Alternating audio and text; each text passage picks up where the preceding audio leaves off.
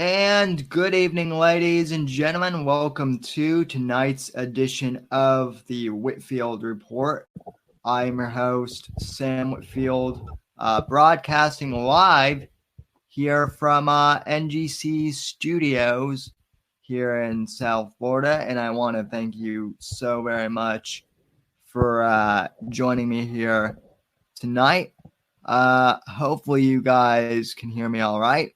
We do have, some people in the chat. So, but according to this icon here, no live viewers, which is kind of weird since I know we have, I guess there it goes. We're starting to populate. Anyway, folks, contact info as usual. If you would like to reach out to me, you can do so by tweeting me at SamW_NDC, hashtag Whitfield Report, hashtag Sam Savages. You can follow the Whitfield Report at Whitfield Report.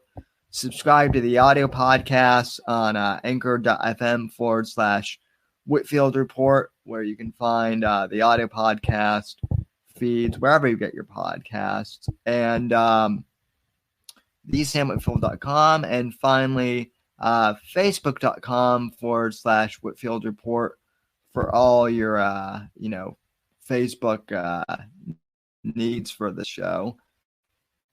All right, folks, and tonight I have two guests coming on the show to discuss this whole conservative infighting thing, and let me go ahead and introduce them. So they've been previous guests before, but Sean and Dictator Phil are both affiliated with the Turning Point USA chapter at Penn State University, and they are also the hosts of Real News on Penn State's radio station over there, and they are the owners of the Versa News Media Network. So I figured I would invite them on to discuss some of this, kind of the culture war and all this infighting and whatnot. So how are you gentlemen doing tonight? Pretty good. When you mentioned the infighting, though, we've definitely felt it at our chapter here. I'm the Turning Point USA president at Penn State, and I can tell you that people have definitely been voicing their opinions on it. Yeah, I know that, and I mean, obviously, I know that there's, one of the reasons why I wanted to have you on is it seems like a lot of people are, have some general misconceptions about, Turning Point as a whole. Obviously, Charlie Kirk is at the center of his own controversy right now, and I realize that there's some stuff that you might not be able to, go into. But what I wanted to ask is more, how does Turning Point, like as individual chapters, how do they operate as far as what you guys can do? Okay, well, at our chapter at Penn State, we started off like a few years ago, and we've pretty much been the same we've always been, where we're very pro-free speech, pro-capitalism, pro-America. We have our meetings where we sort of talk about current events, and our meetings aren't dictated anyway by the national organization. We kind of run them how we want to, and they're very, they kind of let us do our own thing, and they're very fun, free-flowing. One area where Turning Point National does have a big say over every chapter is speakers. When you want to bring a speaker, you make a request online, and they have to approve of that speaker for you to bring them. And it's publicly available. Like, I'm not revealing any big secret anywhere. Like, you just find it on their site. But at our level, what I've told our members is, like, I don't care what you think of Charlie Kirk, it's Turning Point National, whatever. We're going to keep doing what we're doing, which is have free speech, have open discussions, and keep doing the events we want to do. For example, like last week, we just had an event called The Censored with Sargon of Akkad and Hunter Avalone. And that event had an open mic Q&A where people could ask whatever questions they want to. They all lined up, and we let everyone we could ask a question with given time. And it was totally fun, great conversation, and everybody loved the event. Alex has also joined the chat, and he is try to fix this. It's not letting. It keeps playing out of my my speakers for some reason. Maybe because you have the Discord still open. Yeah, it might be it. Yeah. Technical difficulty. Yeah, that's probably it. If your Discord's still on, you're probably not going to be able to hear it. What I ended up doing, because I couldn't hear Sam originally, so just get out of the Discord. Well, get out of this. Get off. I got it. I was able to. Yeah, I had to go and change something in the settings. I got it now. All right. Live with instructions, yes. Yep. So we're a little bit behind the scenes here, folks. But anyway, so the conservative movement seems to kind of be in like a weird, flux position right now.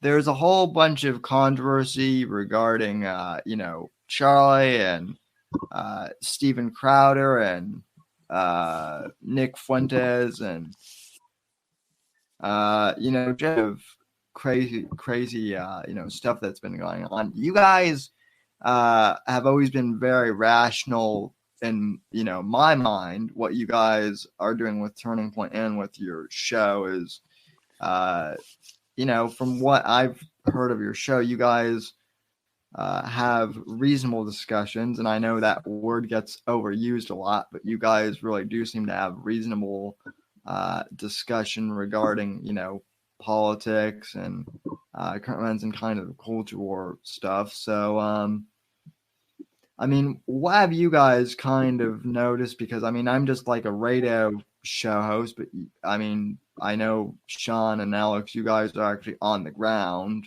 of what's going on. So, yeah, what I'd say is with Fuentes, I obviously am not a fan of him because, like we said, you guys know our views. Most of us here are pretty moderate. Fuentes is pretty far right. He's got a lot of views on race I think are wacky. But the thing is, I'm afraid I started to see it on the ground level too at campuses.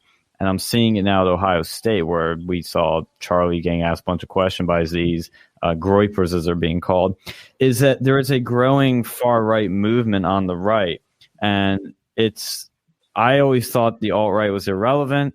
And I don't think this will grow into anything big, but I am still scared because of the reaction that got, because I'm seeing there's a huge group of people on campus that are just dissident right-wingers that are fun, provocative, and edgy. But there's a portion of that that's going further right, and that's where this far-right thing's coming into play.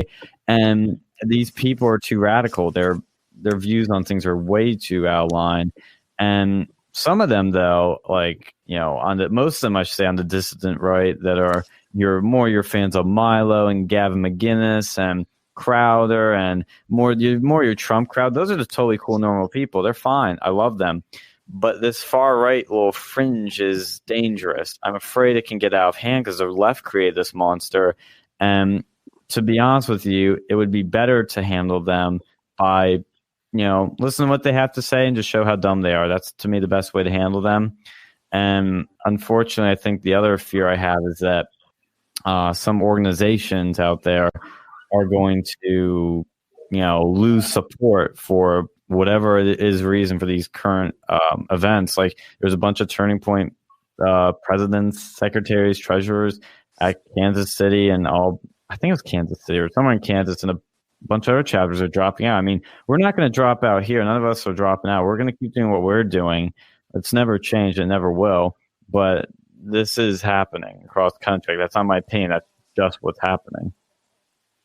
Yep. And people here are bringing up groypers in the chat. You know, and look, I mean, I'm 25. Like, I'm not super old, but I'll admit, when it comes to like all, here's the thing, guys, for the audience, memes change and whatnot so much that even I kind of become boomerish when it comes to like all these new memes that are, you know, out there. So, like, I kind of know what a groyper is, but I mean, it, you know, like I said, I think it's people taking memes too seriously, and yeah.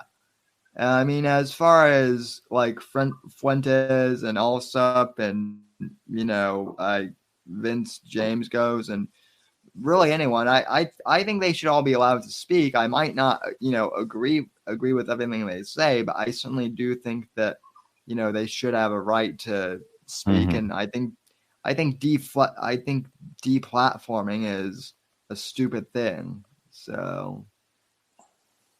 Yeah, I'm totally against deplatforming and censoring anyone. It doesn't work in terms of actually combating some of these people, because it just, as we were discussing on our show on the line, it just embraces them and they become bigger. But censorship does work in a way to people like Milo, where he wants to, if he wants to sell a book, if he wants to tell people about a talk he's having, he doesn't have his millions of followers on Facebook and Twitter now and Instagram combined to advertise that stuff, and it kills his business. It does. He talks about this all the time. And, you know, I'm scared that, and Chadwick Moore had a great article about this where he's talking about where, when you mentioned like you feel like a boomer now, I know what you mean, because when the Trump thing happened, like that was the new hip thing and I loved it, and that's what I was a big part of. But now that that's already happened, you know, with anything, with trends, a new one appears, and this is the new one right now. And, you know, that bandwagon effect takes place, and you get people jumping on it, and you give Fuentes a lot of followers now. Like, he's climbing up now because of all this stuff. Yeah, and I mean the other thing is it harms people like me who are you know, obviously political commentators, but I also do some comedy and some, you know, humor stuff. And now, I mean, I talked a little about this on your show earlier tonight when I was on there, but I mean, comedy also is really kind of becoming an edgy, you know, thing now too, just because, you know, everyone is so clip happy that if you take a joke out of context now, it's, you know, you can be ruined for that now too, and we can thank the left for that as well. So yeah, and they were doing that to Sargon of Akkad, and he came to Penn State. They kept taking his jokes out of context, like one that he made about British, and I forget what her position is, Jess Phillips. You know, there was the infamous, you know, I wouldn't even rape you one, but there was another one he made later because it was obviously a joke. The first one, you like it or not, and he obviously the intention was to make people laugh and think, and he was making a non-threat, even though people interpret it as a threat, and they played into his troll. But he later sent a video like, well, given enough beer, I might cave. And it was a total joke. The whole video was a joke. There were joke after joke after joke, but nobody interpreted it that way from the radical left here. yeah, I mean, and that's the thing. Ultimately, the left can't take, you know, jokes at all to save their life, which is both stupid and sad. Well, that's because I mean, that's because they're go not ahead. funny. That's because they're not funny themselves. See, because if you put them next to somebody who's funny, they're going to be lame. Like, so you have to chop everybody down. Like, oh, they're offensive because in comparison, they want somebody like Amy Schumer or Lily Singh to actually be funny, even though they're not. Like, so you're gonna attack people like, you know, Steven Crowder or Sargon of Akkad, because the people that are actually funny versus Lily Singh. I actually, one of the podcasts I listened to was actually talking about Lily Singh the other day, and I I guess Lily Singh actually, her entire show is staged to the point where, like, I guess even the audience is like purposely instructed to laugh, and then her, I always like heard rumors that these people existed, but I didn't know that this was an actual thing. But I guess out in Hollywood, you can actually get like paid if you're like if you're like trying to break into show business. One of the things that you can do is you can actually be hired to be like a seat filler for some of these shows. And I guess that like for Lily Singh's show, they have to do that a lot. And so basically like what they've had to do for her show is they literally have to fill the seats and pay people to fill seats and then instruct them which jokes to laugh at specifically, and like not just that, but how much they have to laugh. I would say it's funny, but it's not. It's quite sad that they have to do that now. So, death of comedy, folks. So, well, we'll still be around. Like, we'll still be around, and comedy's not dead. It's just bombarded by garbage. Like you're talking about Lily Singh and Jimmy Fallon and Seth Meyers and all these these really terrible late night comedy shows. And it's a shame. It's no surprise that they're doing as terrible as they are, and somebody like Greg Gutfeld is doing as well as he is. It's like that's actually like that show is actually pretty funny versus them, and like people and more people are actually starting to watch Greg Gutfeld too, despite the bigger platform with NBC, CBS, all those. I mean, you look at it, comedy. And honestly, this is where they're going to lose again. I feel like they're going to lose again.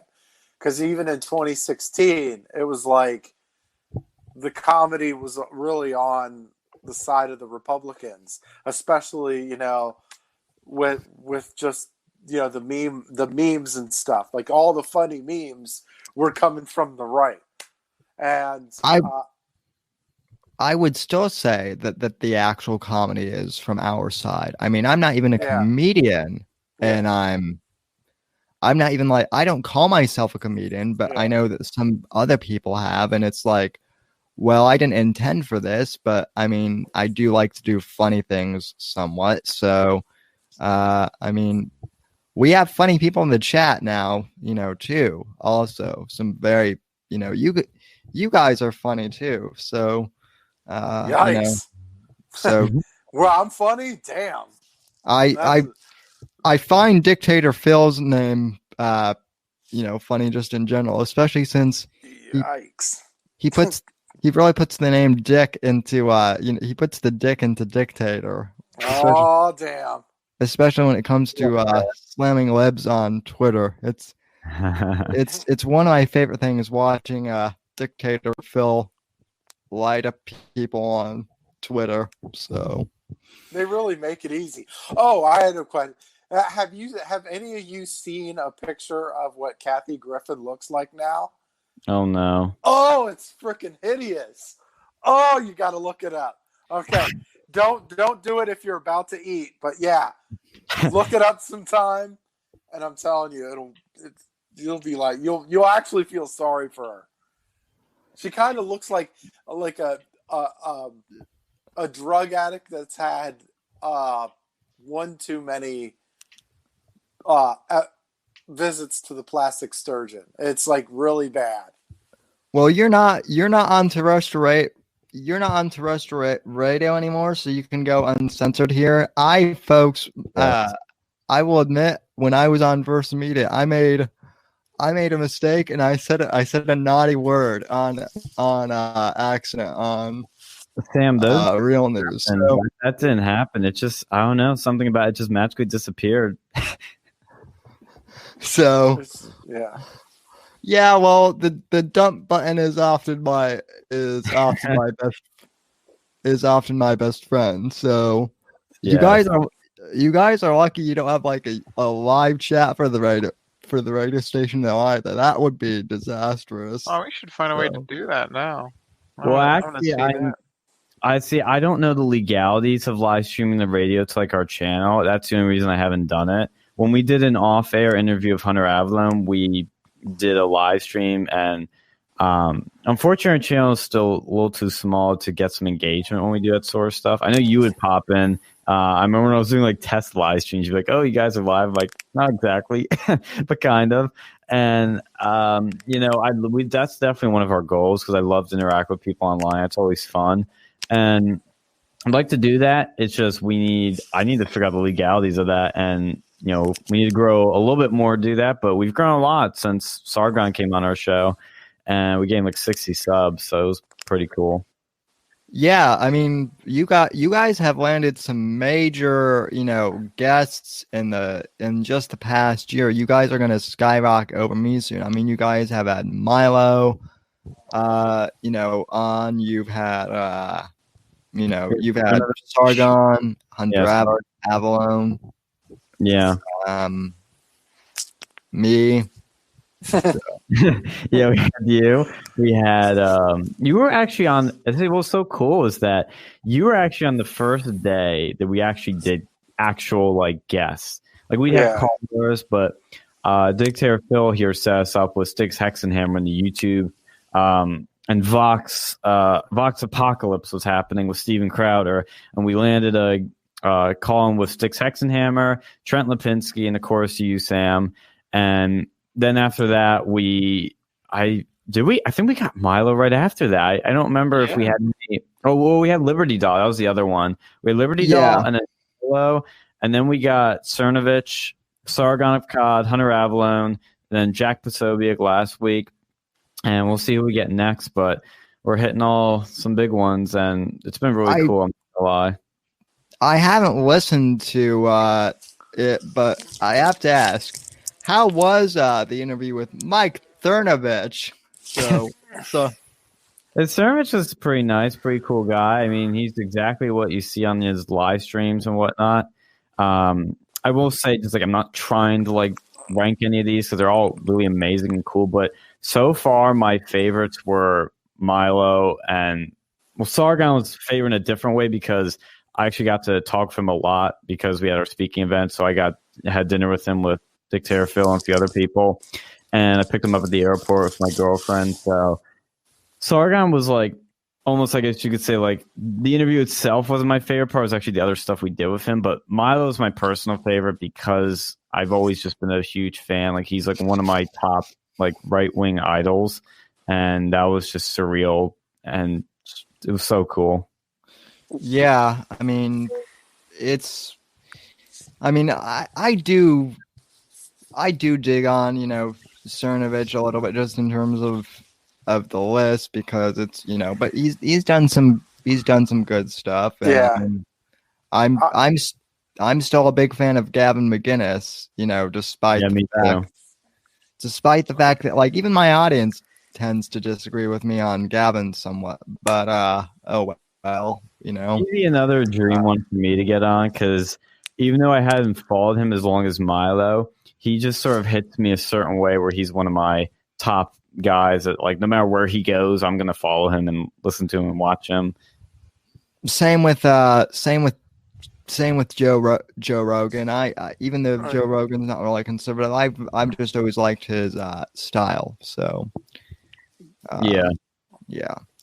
He would actually be the one, I guess, liberal who I would like to have on. Although I don't think he doesn't do podcast unless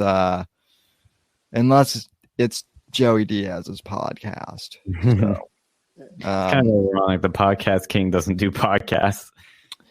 Yeah, well, he he doesn't need to. Everyone knows who he is. So, I see people in the chat. What do you guys think? Oh, sorry, what was that? Oh yeah, go ahead. What were you saying about the chat? Well, I've seen some people saying in chat like I missed 2016 Milo, or some people are like I've lost my love for Milo. I would just say follow him on Telegram if you want to like keep up with him. But I will say that he's got some, a new show on Free Speech TV. I haven't seen it yet, but he's still there. Just gotta search for him.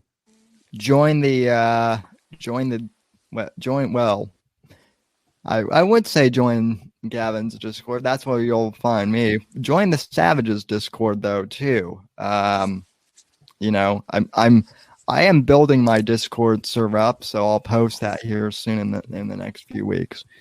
Moving on to some political stuff though, just more than conservative infighting.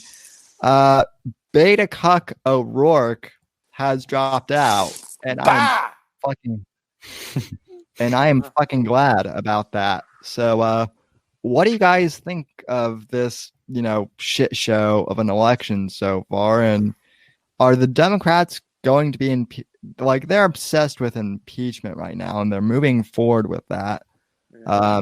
The fact that I think they're already trying to impeach Trump tells me that they have no confidence in themselves. So, in winning. So, what do you mad lads think about all of that? Well, I think that you're right. They have no confidence in their own people, and that's the thing I've noticed with especially the left, because I keep bringing up our event, but it's a good mirror of this stuff. But the college Democrats tried to shut down our Turning Point chapter for bringing Sargon, and what the left does is that if they aren't good at something, if they're not winning, they just try to take the other side down. They just try to shut you down if they have nothing good to show for. Because if they did, they'd be doing that, not trying to shut other people down. And it's typical of losers in general, like Trump talks about all the time in The Art of the Deal. But the Beto was one of those guys that when he was against Ted Cruz, he actually looked kind of good. But when he's compared to other Democrats who are sort of other people in the same market, he looks terrible because there are people better than him. There's better candidates. And, he was going to drop out eventually. I'm surprised it was kind of at this time that he did it, to be honest with you. But, I kind of expect him to last a little bit longer. But, they probably are in the cabinet position. I felt like once he said that, heck yes, we're going to take your AR-15s, I felt like that the end was coming soon. Like normally when you see Democratic politicians, or really a lot of politicians, when they're mainstream and then all of a sudden they start going extreme in their views, that's the beginning of the end usually. Like when you see because he was kind of quiet for the most part, and then right at the end we heard, heck yes, we're going to take your AR-15s, and if you don't support gay marriage, we're gonna take your tax exemption status and just stuff like that. And I'm like, this is crazy, but I'm like, he's probably done. And lo and behold, boom. I don't think this guy had a chance to begin with. Look at him. What did he accomplish? He had a failed bid for Ted Cruz's spot. That's about it. Well, people in the chat are making Beto references. Ron Stone in the chat referenced a Who song, "You Beto, you Beto, you bet." So, props to you. I'm a huge Who fan. Nice, Ron. You get the I think you get the comment of the evening. No, I like the Beto luck next time. That was pretty funny. Yeah, Beto. I mean, look, there are a whole bunch of Beto puns that you can make. So, but yeah, I mean, at this point, I don't like. I'm actually surprised that Beto lasted this long. I called him the. He reminds me of the guy, of the hipster guy in college who would always bring a guitar to parties and just annoyingly show he wasn't good, but he was but he just reminds me of the guy who would like always show up with a guitar at like a party and just start playing when no one wants him to. Well, do you look at his stuff when he was in college? Like he was fucking nuts. I like. Like he was Yeah, like he's making the real douchebag that sits on the steps and plays that weird gay cover of "Hey There, Delilah." No, this guy's full of shit. Was he just like he was in a fucking anarchist collective, like singing these fucked up songs? He probably couldn't even. It was like a hacker collective. He probably doesn't even know how to fucking operate. I can't stand people like that. I'm like, it's like fucking. It was like Bernie Sanders almost. Like I don't know if you saw the article. I'm the guy that I'll go to a party and I'll see a douchebag. And I'll try to like I'll try to chuck an insult at him of some kind, but I have to chuck an insult at him so good that it goes completely over his head. He's also the guy who like tries to steal your girlfriend, but then when you confront him about like that, like, hey dude, like stop like, you know, looking at my girlfriend, he's like, what? I wasn't looking at your girlfriend, even though, you know, I totally was. And it's like, fuck those guys. You know, the thing too is with Beta, when he came to Penn State, I actually saw him. I actually had a speech, but I saw him like walking over to with a group of people. And I saw him when he was exiting and shaking hands with people and talking to the press a bit. Like, I think he's a guy that's genuinely like harmless. Like I think he might actually have some good intentions in him. It's just he's goofy. I really don't think he's a bad guy. He's just goofy and he's very like kind of disjointed.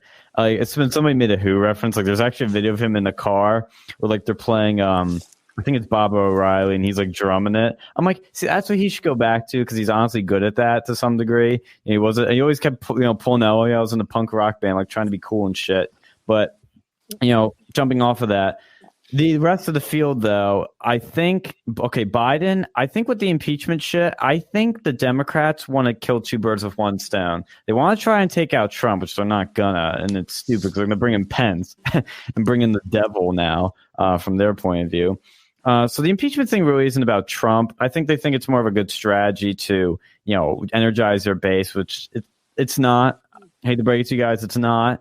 But they want to also take out Biden. The media's never liked Biden. You look at the, you know, CNN, they're always trashing Biden, and even they will admit, like, yeah, there's some shady shit with him. And it's more than shady, it's corrupt. But they're going to try and take him out because his poll numbers will plummet, and he was never the nominee, never going to be. But what they wanted all along was to have Kamala Harris. That's who CNN's Jeff Zucker wanted.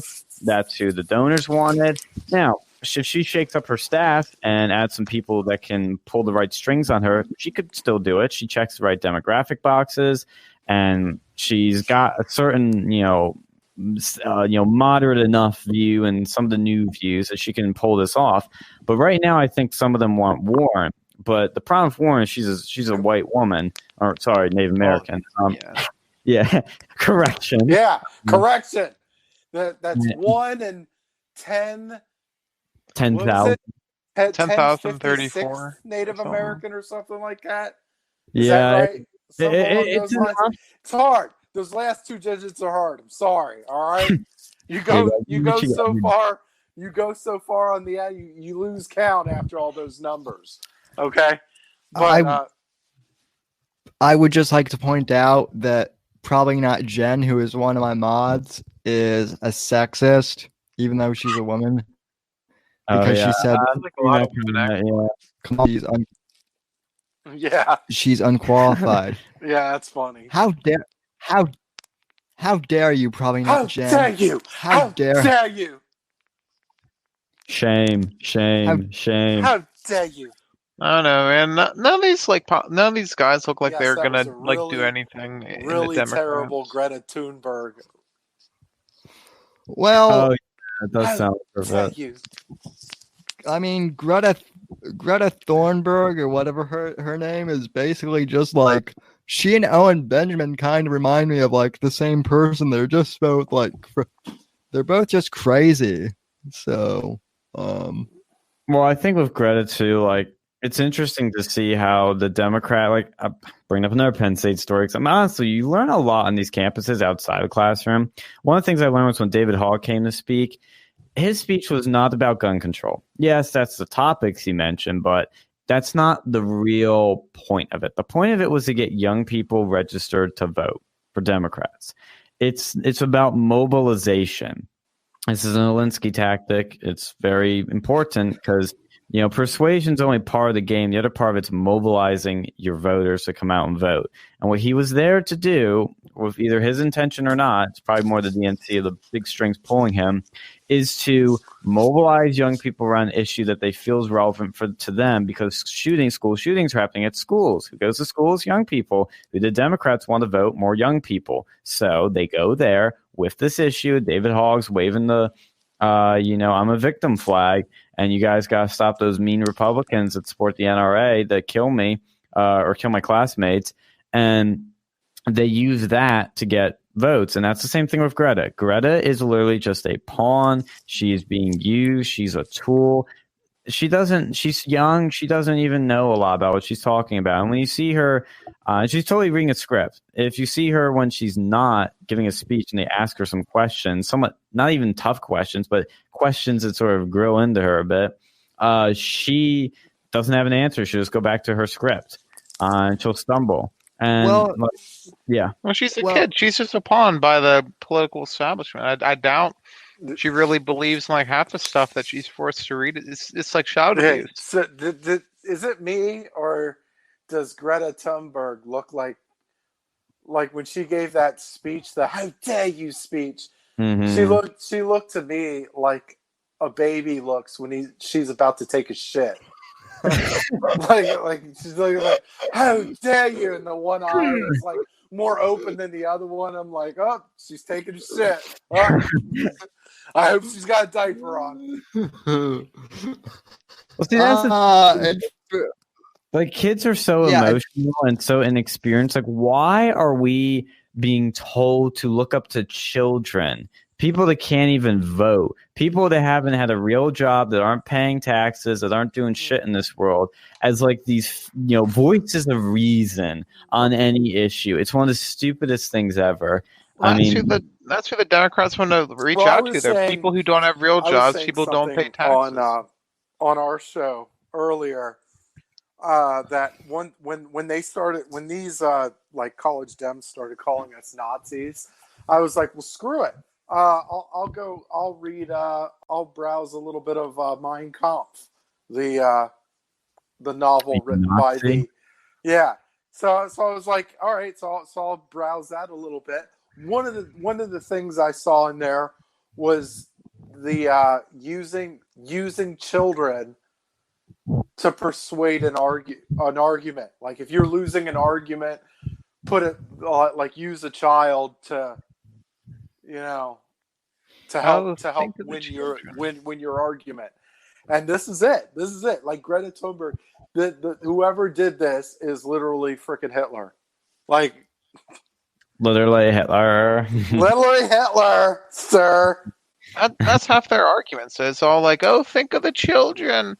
Oh, this, like, that's how you get bad stuff done. It's like, if it's not children, it's like some sort of natural disaster. And it's like, look, the left exhibits more Mein Kampf Nazi behavior than anybody, yet they're the ones calling us Nazis. Well, not necessarily with that, but to be fair, it's like the guy who cheats on his girlfriend and then accuses her of cheating, like, every turn. It's like, oh, I'm going out. Who you fucking, huh? Well, to be fair, the right doesn't use children, but they'll use like disasters and shit to go and do the same sort of thing. Like, oh, look, 9/11 happened. Let's go and make everyone, like, let's live in a fucking police state now because 9/11 happened. They did the same stuff. Like, every time you go to the fucking airplane, you get like groped. Oh yeah. Well, the other thing too is like we were like, some of the right were pushing Khashoggi up after the Parkland thing. And here's the thing, though. like George Carlin has a great bit on this. He goes, politicians always hide behind three things: the flag, the Bible, and children. And it's so true. And let's be real, these methods work. That's why they keep using them, because they're emotional. They're manipulating people's emotions. People like children. They care about children. We're human. We're meant to care for them. And when you're using emotion, an emotional speech as a child, that's going to move the needle. How much does it move it? I don't know, but it's effective. That's why these people use it. It's all about emotional manipulation. That's all politics is. And I hate to say it, but the left is really good at mobilization. They do way better ground game than the Republicans ever do in most areas. Well, I think it's little different too. I think it's a little different too because their platform is just larger, like in terms of media reach, because they own all the fucking media, all the media. That's true. when they say something, it resonates louder than everybody else because they own television, radio, social media, all of that. So, but and this is something that's relevant right now. We forgot to talk about this on our show. Where the right is winning, or was winning, I should be more specific, with social media. We had effective voices like Milo, Alex, Gavin, Roger Stone, all these people. They're now all banned because they're effective. And Trump revolutionized social media for politics. No, we never cared about a politician's Twitter feed like we do now.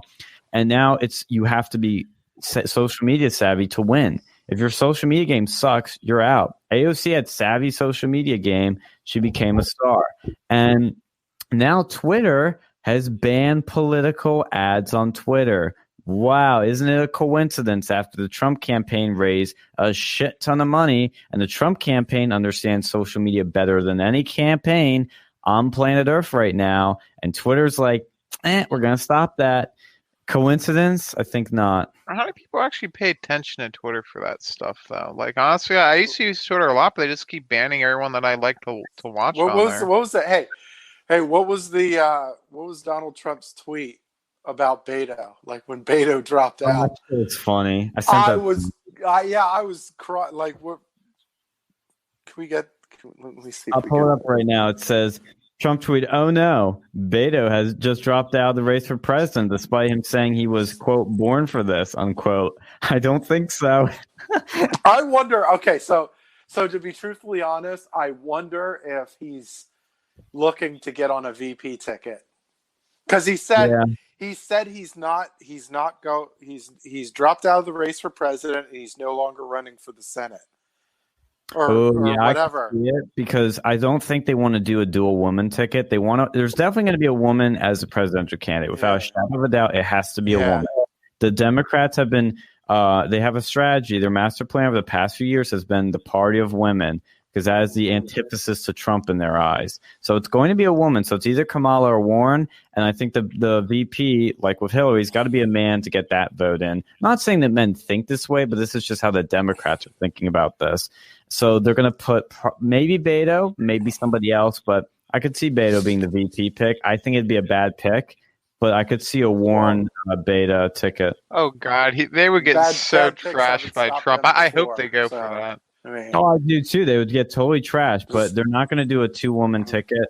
Some people in the comments are saying, like, it's not going to happen, but it's going to be probably Warren, somebody else, or Kamala and somebody else. I'm still going to keep my money on Kamala, despite what everything's telling me, because she fits it more and she's still in the race. I don't think she's doing that good right now. Yeah, she had to go do a major revamp. I know, but here's the thing.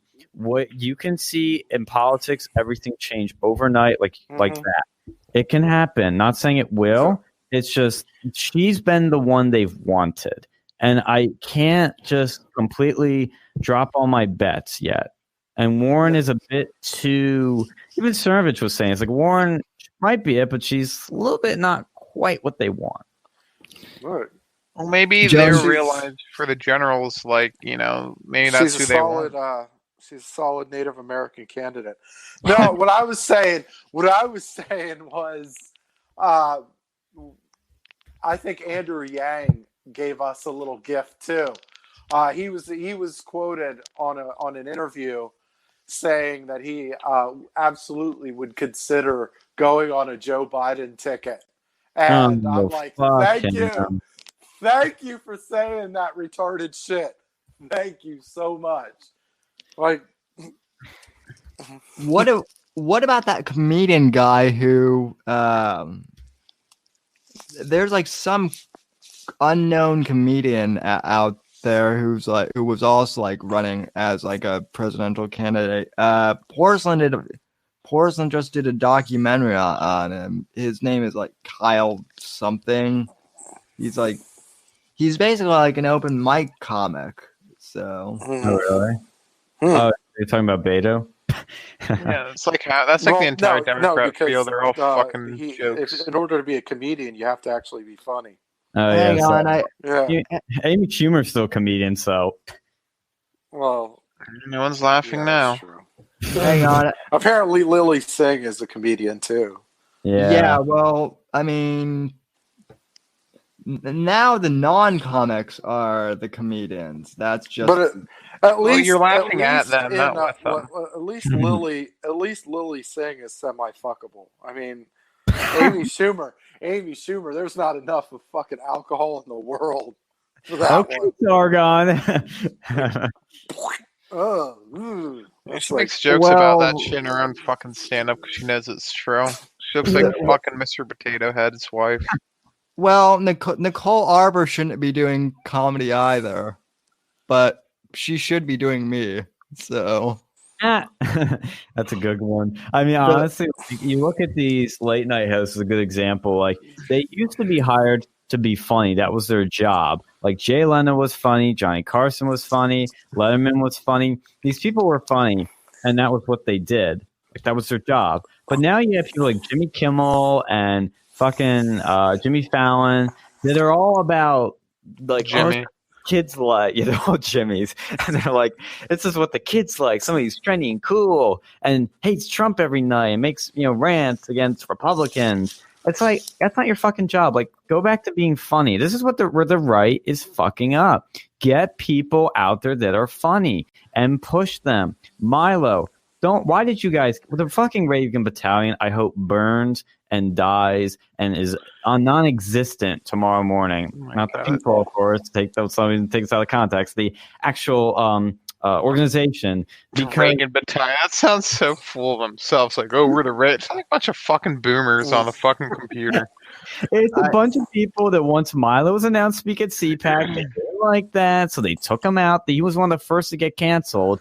It's total bullshit. And, people, you should literally have a TV network. Somebody on the right needs to get some donors together, make a TV network that has Gavin McInnes and Milo and Crowder as your late night lineup. Don't forget Anthony Cumia. And Cumia, yeah, we can put him in there. We're gonna have a 4-person late night, thing, and then have a bunch of other people doing the news during the day. Get these people together on something that can be a Fox competitor, a liberal network competitor, because Fox is sucks now. Ever since Roger Ailes and Bill O'Reilly went, it's been terrible. They don't have talent, but okay, let me correct this. Something good did happen when Shepard Smith left. That was probably the best thing to happen to the network in ages. But other than that, they don't have talent. Greg Gutfeld, I do like, though, and Waters. Well, I do like. Hold on. They have Tucker. I love Tucker. Yeah, you can't cut the Tucker. Agree with him on that stuff, but he is. I do not want to ever watch his show. Like, there's nothing about that excites me. Dude, I love his reactions. Like that. That's just that. Just put that in there, man. Well, I don't have cable, so I can't watch. I can't watch Tucker. And this You're not missing anything. Cable sucks. Well, it's a wise investment to not invest in cable. Well, and that's the other thing. That's the other thing too. Is like no one under. I'm sorry to say this, but no one under 70. No one under 70 watches Fox News. I know the numbers. I know the numbers traditionally like 65, but even most 65-year-olds I know don't even watch cable anymore, because even like 65-year-olds have iPads and know what streaming, is. Yeah, and that's okay for cable. What are you talking about? The news itself is fucking dying too. It's like it's a over the last 10 years, we've started to see a whole bunch of these newspapers having to either shut down or seriously cut costs, like cut their services or whatever. And it's like the model of the newspaper, or even like, you know, or the news site or whatever, like it's not financially feasible. It's not a financially feasible model. So this is where you're starting to see all these people like Huffington Post, and like they're looking for a buyer. All these other, like I think the Oregonian was like one of the ones that was like on the verge of getting shut down. I don't know. And like the New York Times it's easy for the New York Times to kind of stay afloat because they're part owned by some Mexican billionaire.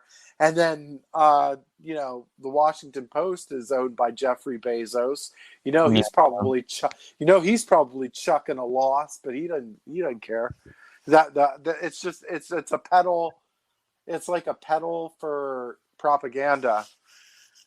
But that's what you have to do, because the news today is just it's a financially infeasible model.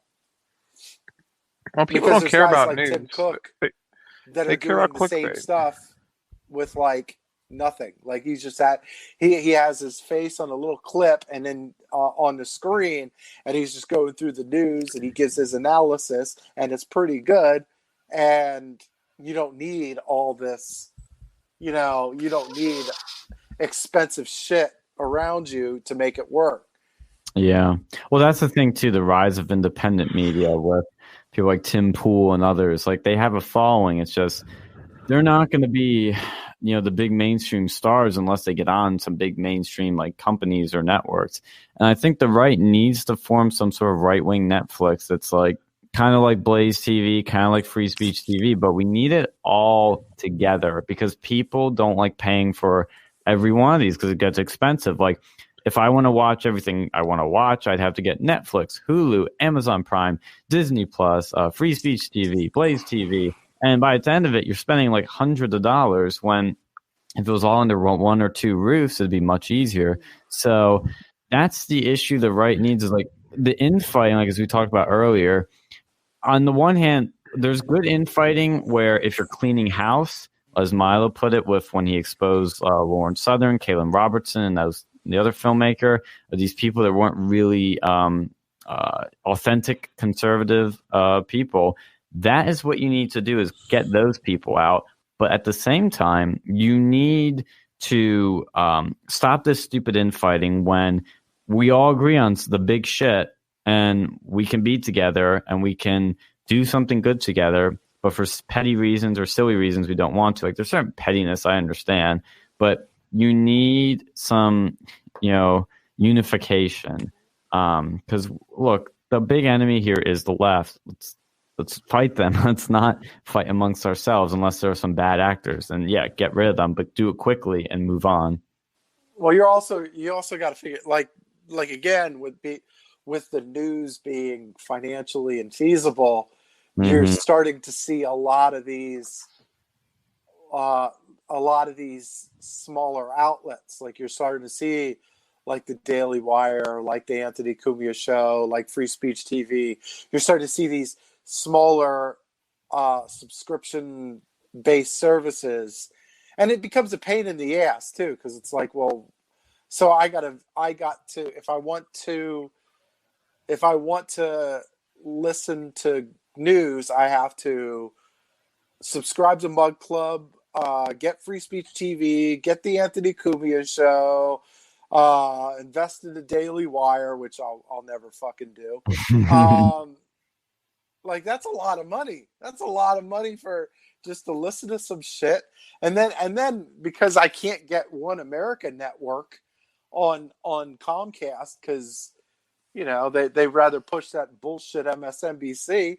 It's like, what, like this, this is part of the infighting. The infighting is just a bunch of little smaller people kind of combating each other to try to get the table scraps of what is left. It's like, dude, what the fuck are you guys thinking?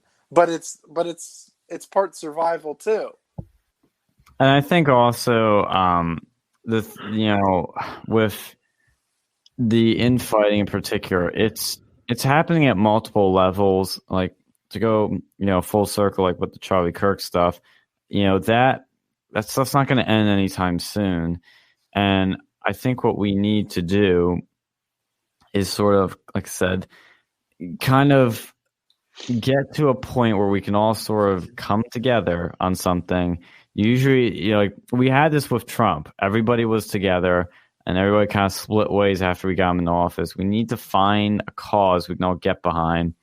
And I think big tech censorship could be one of those things, but, we'll see. Well, are you saying that big tech censorship's going to unite the right?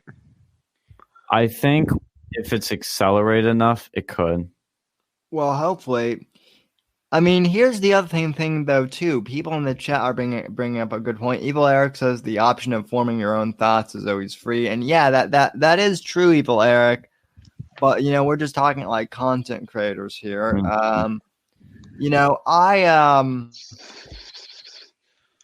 I mean, part of the big problem is that like YouTube, like people are just saying, all these YouTube is like free. Well, people keep getting banned on, YouTube, like the good content creators, except, people who scream into mics, in the backwoods of Washington, they're still on, YouTube somehow. But, well, and on top of that, the other problem is once they get taken off of YouTube or they get taken off all these other platforms, they always inevitably have to go behind a paywall. That's what Milo and Gavin have done with Free Speech TV. And I totally understand it. I don't blame them for it. But the problem with that becomes is people can't find you, or they don't see your content because people aren't willing to pay for it.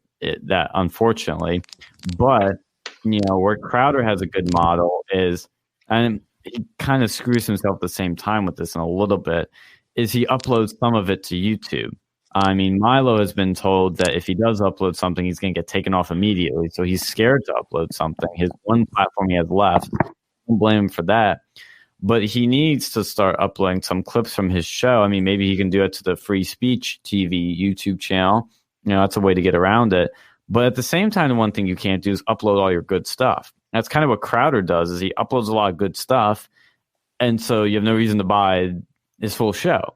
I mean, you got to find a good balancing line. But it's such a shitty situation we're in. Yeah, and it's hard to get, and it's hard to gauge it too. The problem is because shit is constantly changing. Like with Crowder, it's like he's been demonetized, and it's been back and forth. Like Susan Wojcicki is just butt fucking him and not even having the courtesy to give him a hand job. Like the kind of bullshit that she's doing to these independent creators. Apparently they have a fucking P score now. Is that what I'm reading? Like they have a P score for YouTube, like that you get throttled or something shit like that. Sargon of Akkad just put out a video of something like that, like with YouTube and with the P score, where it's popularity with advertiser friendly shit, and it's like they're not even, YouTube's not even fucking pretending anymore. It's like, there was this like veil of, we could be, but we're probably not. Now it's like, well, fuck it, we are. What are you gonna do about it? What's really fucked is if I don't know if this exists anymore, but I know at the beginning of the year, YouTube was pulling some shit where if your comments on your video or if your chat was saying anything. Well, how the fuck can you control that? You know, how do you expect you? So, you know, so they what expect you- happens? Okay, so with the comments, so what happens if a bunch of conservatives decide to fucking bomb, you know, PewDiePie's channel or whatever, and then just start writing a whole bunch of Nazi shit, like, hey, well, you know, and then butt fuck him over? Like, is that like, or what if I decide to? Well, what's the one? It's like one The tranny young- or whatever. Yeah, there's one tranny. Like, what if you blow that YouTuber up and like, like Blair in the White? comments? Yeah, no. There's fuck, I can't. Bruce Jenner. I really don't give a shit about these YouTube personalities enough to know their names. So you're Yeah, gonna have to forgive me for that one. But Points too.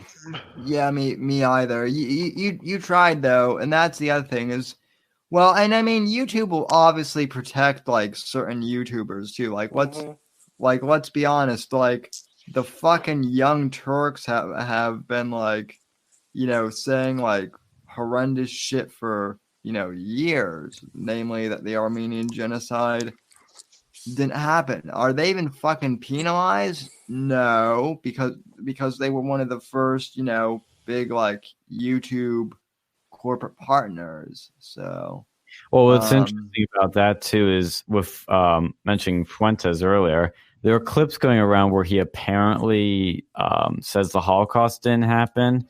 I don't know if that's true, if that's what he believes. I just heard about this, but it'd be interesting to see if his channel gets pulled because of that, but then all these other ones don't, because they cracked down Alex Jones, you know, for stuff he said. And, you know, it's, like I said, conservatives need to find a way to get out there more, because the censorship is working.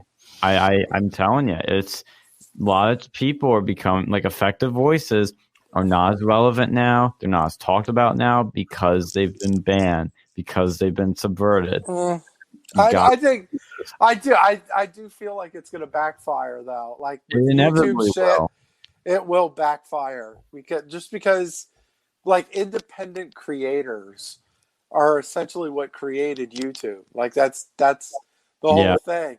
And they're right now they're just saying, well, fuck you to all the independent creators. We're going to put a whole bunch of mainstream bullshit and we're going to force feed it to you and you're going to like it. And like there's starting to become other options now. And and eventually they're fucking over their own network effect, which is baffling to me. I'm like, it's like YouTube is just stripping their most of their network effect, which is the independent creator. It's like, and all it takes is for somebody like PewDiePie to fucking leave, and you know that could begin a huge trend. Mm-hmm. What's weird to me is the fact that, well, I mean, there are lots of things that are weird, but namely with, like, you know, YouTube, like I mentioned on your show earlier, it even seems like they're starting to kind of go after smaller channels too. Like, you know, you guys just hit like 160, which congratulations. I know that's not much, but it took me forever to get to 100, period. Yeah, it took a lot of grinding for us to get there. I'm at 500. I'm at 500 and like I'm at 509, 510 now or something. I was at 545 like 2 weeks ago, but then YouTube sent me an email saying that they had cleaned out some of my subscribers who were bots. Now, what's interesting about that is, okay, if it were like 1 or 2, maybe 5 max, I could understand that. But they cleaned out 75 subscribers who they thought were bots.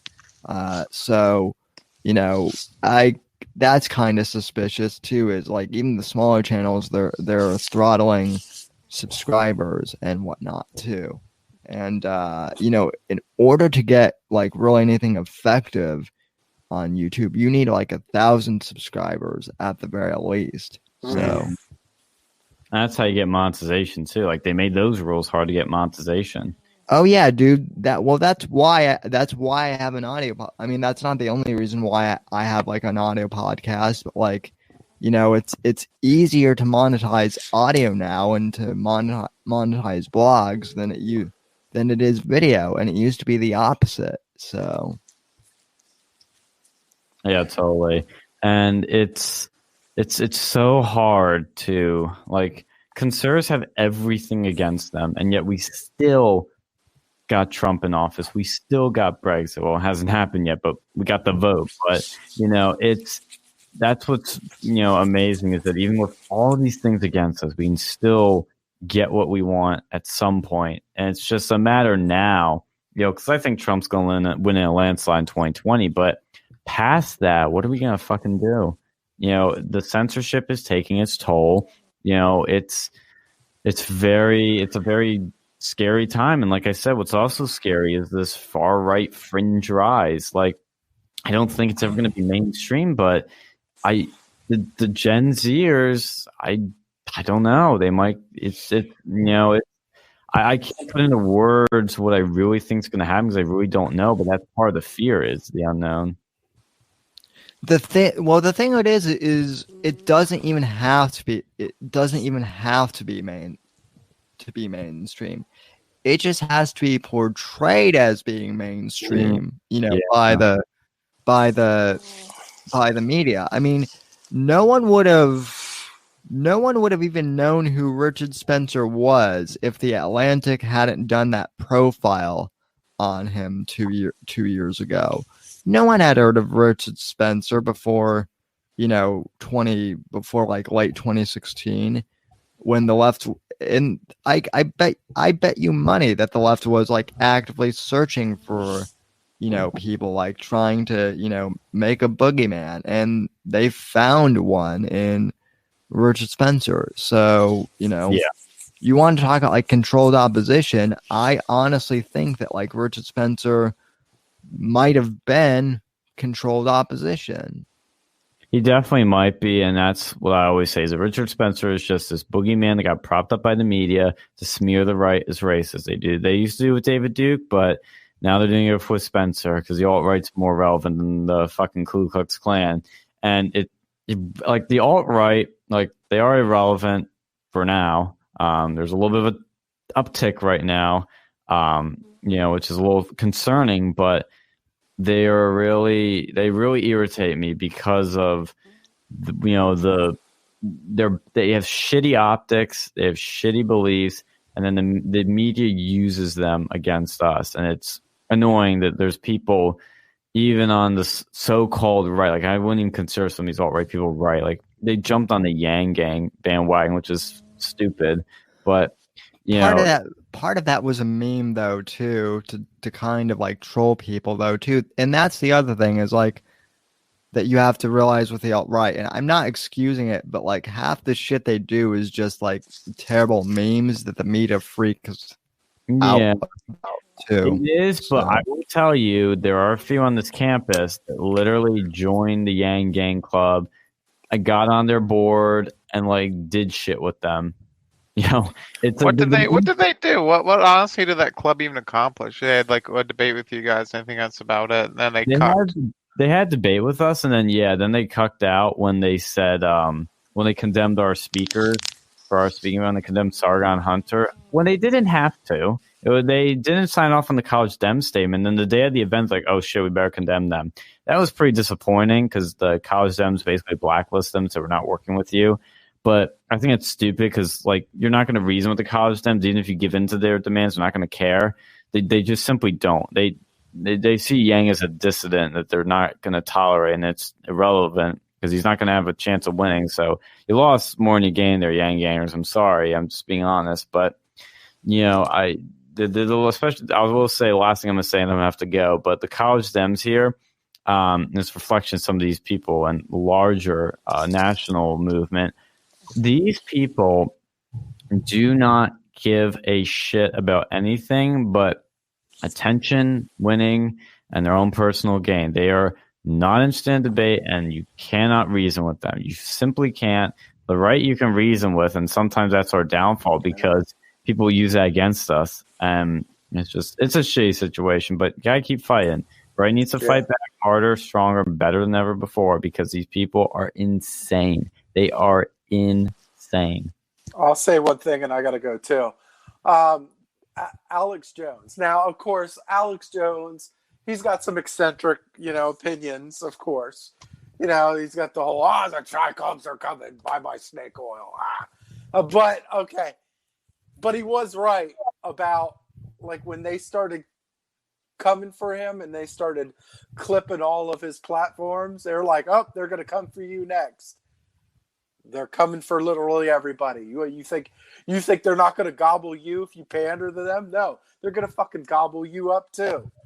So we got to keep fighting. Got to keep fighting. Yeah, exactly. Yeah, I mean, it's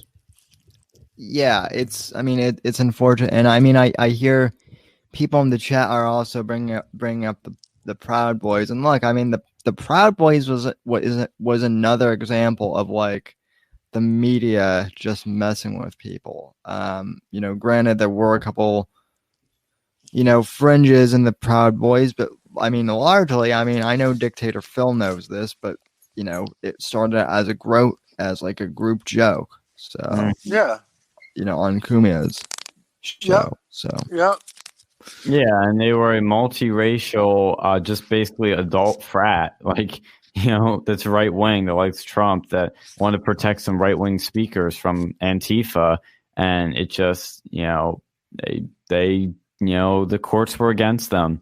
And they literally got people in jail for self-defense. It's pretty crazy. But that's the other thing is the left controls a lot of major institutions, and that can be hard to fight against. Yeah.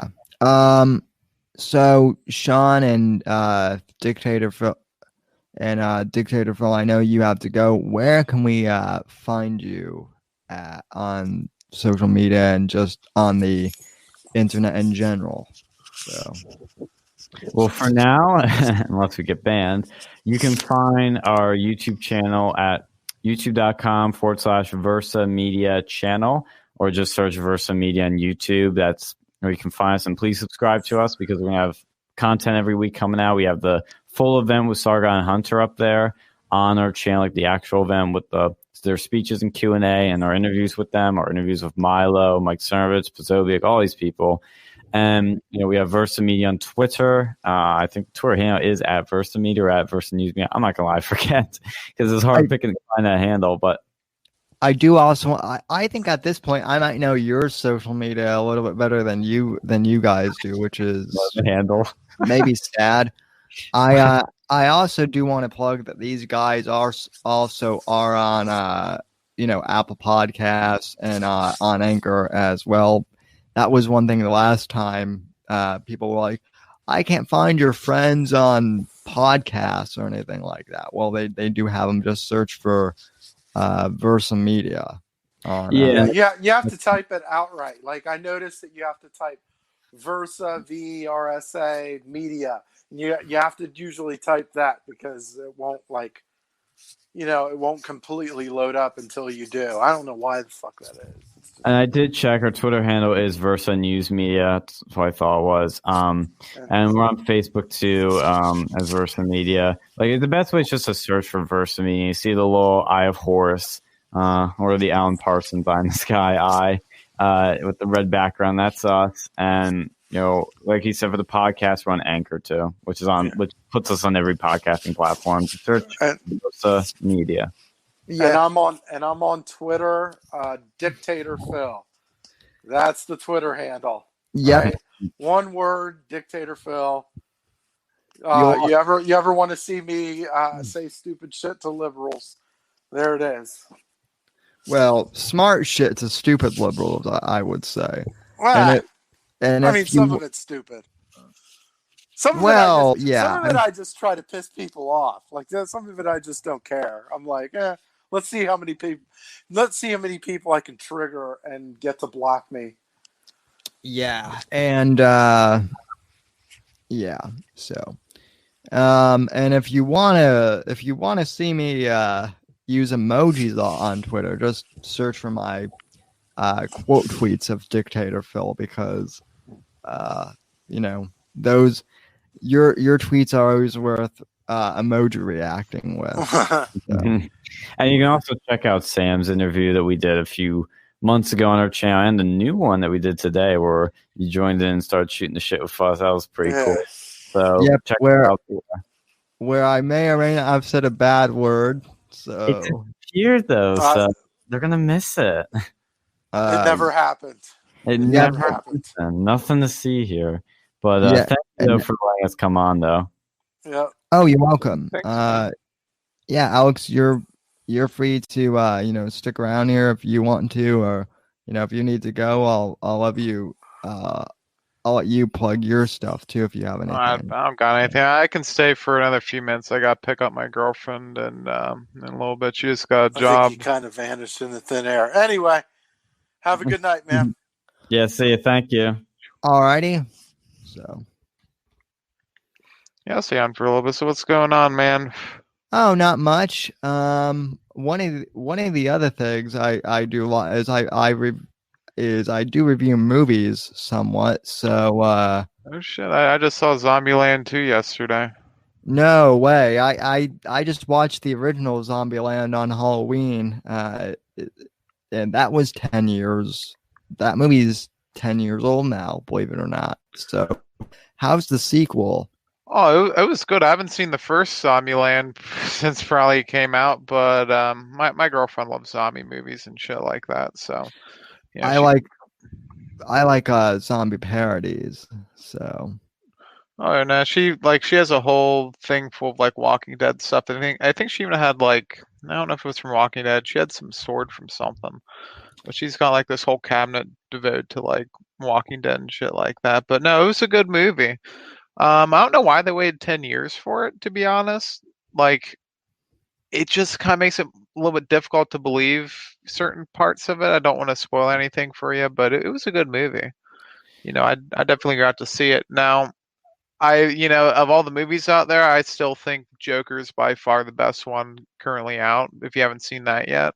I haven't seen Joker yet, just because when that movie came out, I was kind of like in a bad place emotionally. I'm better now, but like the week that it came out, I received some bad news, in my personal life. So I was kind of like, yeah, I'm gonna wait a bit. So, which is what they kind of suggested. But I actually just heard Joe Rogan's podcast with Ed Norton. I guess he has a new movie called Motherless Brooklyn that's out now, and I want to go see that.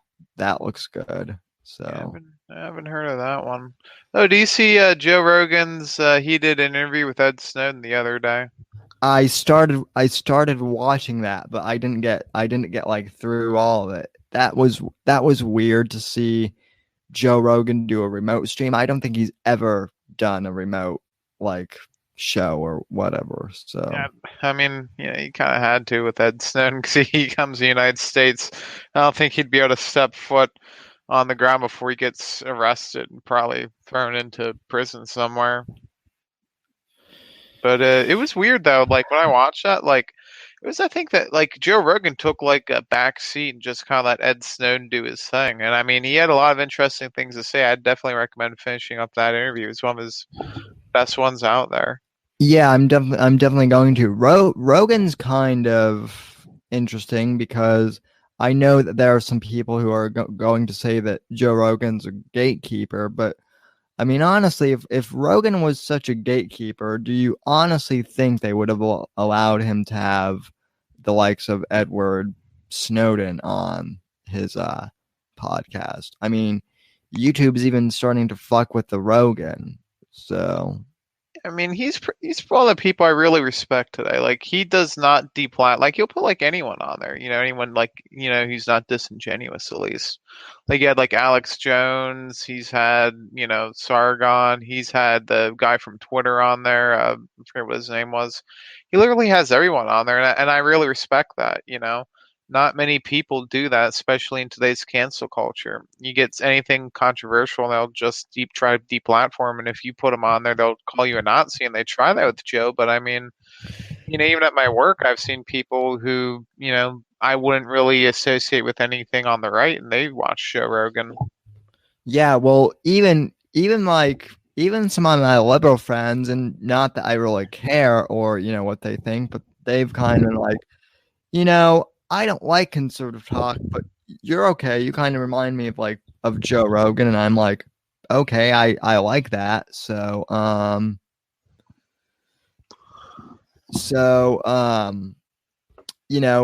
I guess that's a good compliment. But yeah, I mean, YouTube would be stupid YouTube would be stupid to cancel him, because let's face it, if they cancel Joe Rogan, people are just going to leave the platform altogether, I think, just because he generally is a major pull for YouTube in general. So they don't want to fuck with his channel.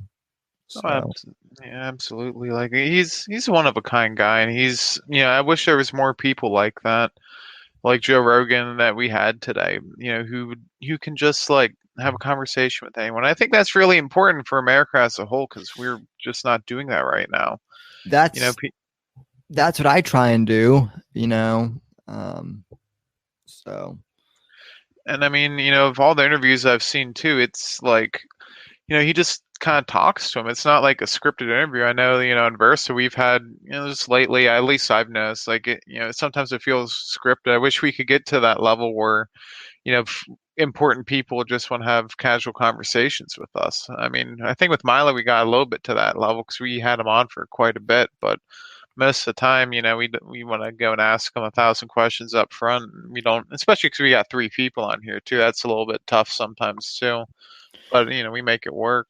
The one thing that was interesting, you bring that up. The one thing that was interesting was I interviewed not Milo. I wish I could get Milo on my show, but I interviewed Ben Shapiro way back in 2012 when I was in high school, and this was a bit before he was already kind of getting famous, but he still wasn't like Ben Shapiro, if that makes sense. And I asked him a bunch of questions about how it was to work with Andrew Breitbart, who was a huge influence of mine. And I recently interview, and the one thing that people have said to me in the past couple of days is, wow, you actually got Ben Shapiro to laugh and crack a few jokes and whatnot. And that's kind of what I like to try and do. And I've noticed that you guys are the same way. You guys like to kind of go into what makes some of these politicos, I guess, human, for a better lack of words. So yeah, it's been a tough journey for us too. I mean, when we first started out, we didn't get anyone like this. It was only in the past probably 6 months to a year that we actually started getting big names on the show. Yeah. It all started with Dictator Phil, because I don't know if you know this, but our show, we've had this thing, the main host, Sean, he's a senior now, but we started this one freshman year. That was back when I was at Penn State with them. And it'd be me, and we had this other guy, this Vince guy on there, and I haven't really heard from him in probably 2 or 3 years. He's kind of changed a bit, and it used to be a completely different show. But we've always had 3 people for the most part.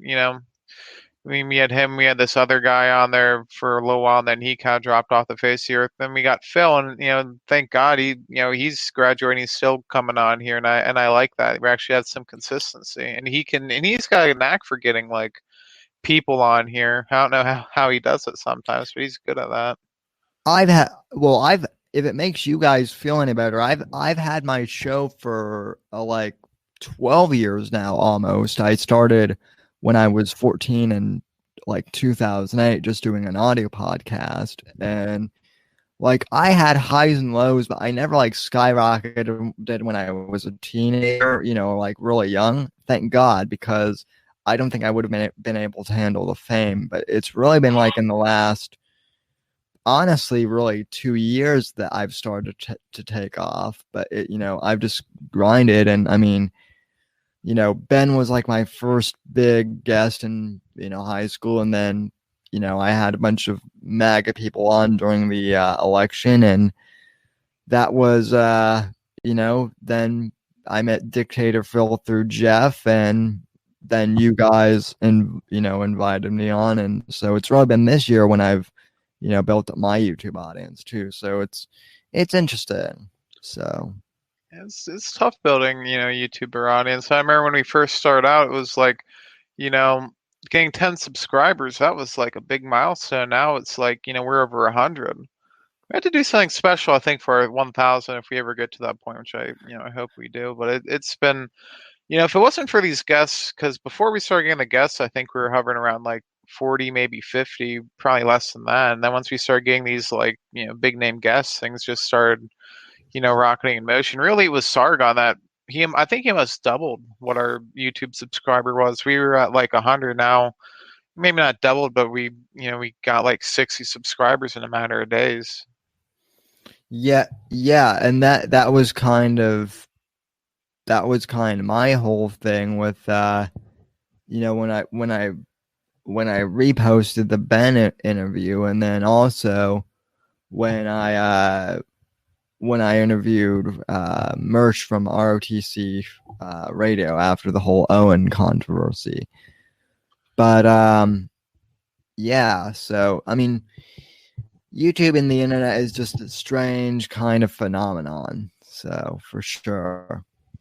So yeah, it's pretty tough. So how have you been just keeping up though? Like, do you do a lot of stuff other than radio in your free time? Are you still going to school? Yeah, I'm a student. I'm a professional technical communications major. So basically, like anything having to do with writing and media, that's kind of what that consists of. So, and then I do game a little bit, but not as much as I used to. So, and I'm also into like comic books and pretty much anything like nerd culture. So, that's that's some good stuff right there.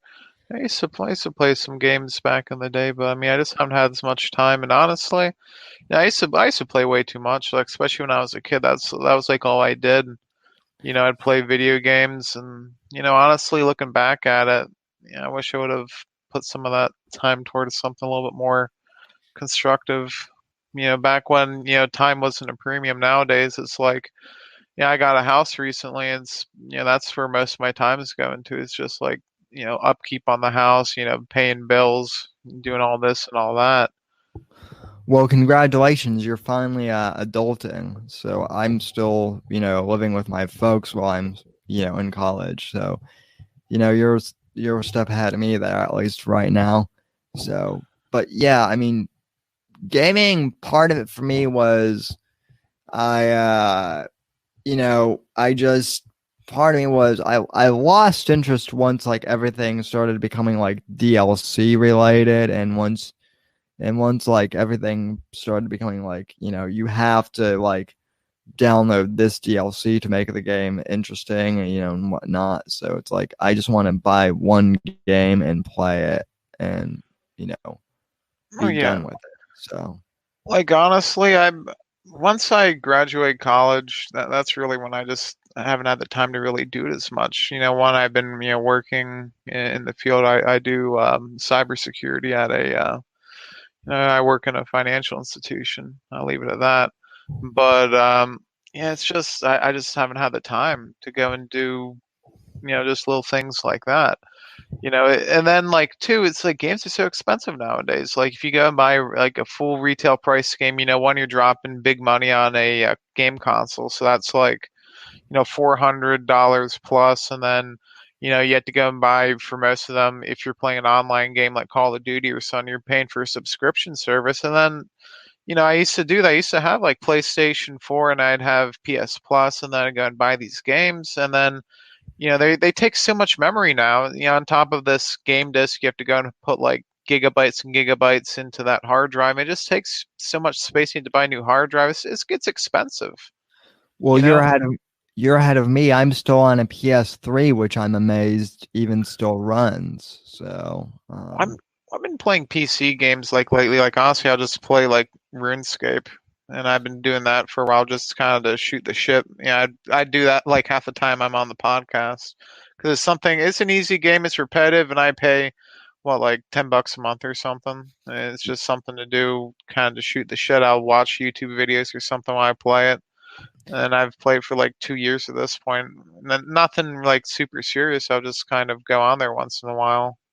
I've been playing. I own a lot of Apple products. Well, let's be honest. I own all Apple products. So I've been playing on the Apple Arcade thing that they recently came out with, and that's actually pretty good value. Like $5 a month for unlimited games, no ads, nothing.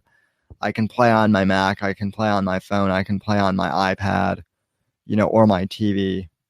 Are they are they just old arcade games, or are they like?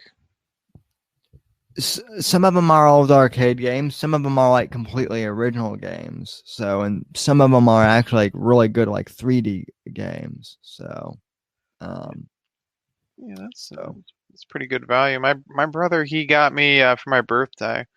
It was this some sort of like you know what Raspberry Pi is, like the microcomputer. Yeah. So he did this like thing. It's got this. It looks like an old school Game Boy Color case. He had, I forget the name. It was like called a RetroPie or something. And it's got like over, I think, 3,000 games on the damn thing. And it's, like bunch of games, like everything from like Super Mario to like I think he even has like like Nintendo 64, PlayStation 1 games on there. On the size of a Game Boy Advance or Game Boy Color.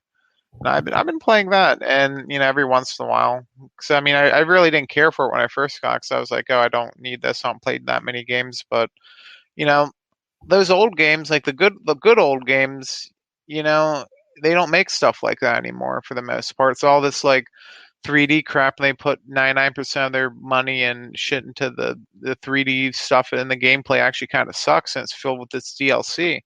So you're paying $70 for a brand new game, and it might be shit. Like Assassin's Creed, I used to love that game series, and it just became ridiculous how much microtransactions they want you to make, and it's an okay game. Like the original one was awesome. The second one was pretty cool, and then like. Assassin's Creed 3 was probably the pinnacle because you could do just so much shit, and then just kind of went downhill from there. Yeah, like I said, for me, it was the microtransactions that really killed everything for me. So, just like the fact that you have to buy like, in-app purchases, just like you do on apps, like, get the fuck out of here on that stuff. So, yeah, man. Well, anyways, man, I gotta get going. It was nice talking to you. Yep, so do I. So thank you for coming on, and as always, all of you guys are gentlemen and scholars. So, and keep up the fight out there in Philly. So, and don't freeze out there either. So, because it's cold. So, all right, man. Well, I'll see you around. All right, thank you. And thank you, ladies and gentlemen, for sticking around and tuning into tonight's episode of the Whitfield Report.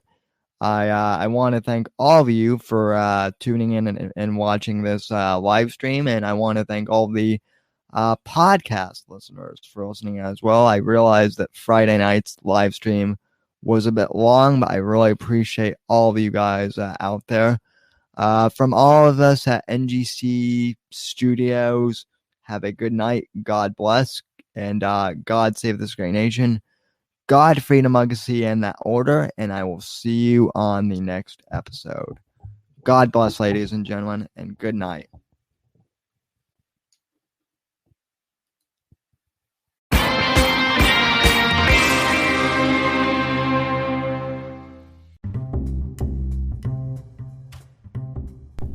Hey there, folks. If you've made it this far to the end of the podcast, I'd like to thank you very much for listening to the show.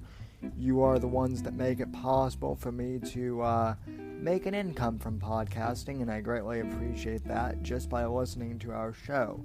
You are helping us gain ad revenue.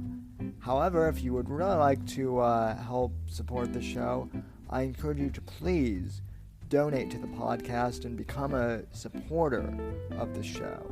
You can head over to anchor.fm/Whitfield Report and click the support this podcast button and choose the amount that suits you to support the show.